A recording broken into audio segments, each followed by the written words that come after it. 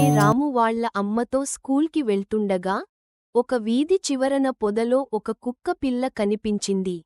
దానికి ఏదో గాయమయి ఆ పొదలో మూలుగుతూ కనిపించింది. అది చూసిన రాము ఆ విషయాన్ని తన వెంట వస్తున్న అమ్మకి చూపిస్తాడు. అప్పుడు రాము వాళ్ళ అమ్మ వెంటనే ఆ కుక్క పిల్ల దగ్గరకి వెళ్లి ఏమి జరిగిందో చూస్తుంది. ఆ కుక్క కాలుకి గాయం అయి ఉన్నట్టు గమనిస్తుంది. వెంటనే రాముతో పాటు ఆ కుక్క పిల్లని ఇంటికి తీసుకువెళ్తారు. ఇంటికి తీసుకువెళ్లి స్నానం చేయించి గాయం అయిన దగ్గర కట్టు కడతారు. ఆ కుక్కను ఆ గాయం తగ్గే వరకు వాళ్ళ ఇంట్లోనే ఉంచుకొని జాగ్రత్తగా చూసుకుంటూ రోజు ఆహారం అందచేస్తారు. రాము ఆ కుక్క పిల్ల మంచి ఫ్రెండ్స్గా అవుతారు.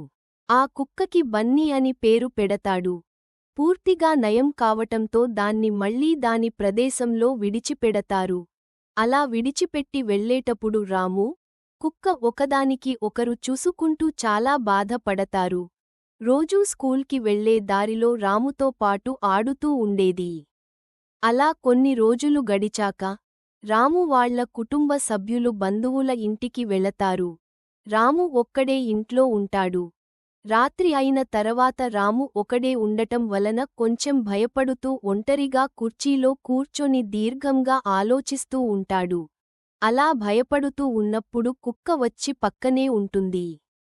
వెంటనే రాము కిందకి వచ్చి కుక్కని ముద్దు ఆడి ఇంట్లోకి తీసుకు వెళతాడు. ఆ రాత్రి అంతా ఆ కుక్క రాముకి తోడుగా ఉంటుంది. తర్వాత రోజు ఉదయాన్నే మరలా వెళ్ళిపోతుంది. కుక్కకి ఉన్న విశ్వాసం మరే ఈ ఇతర జీవులకు ఉండదు అని రాము మనసులో అనుకుంటాడు.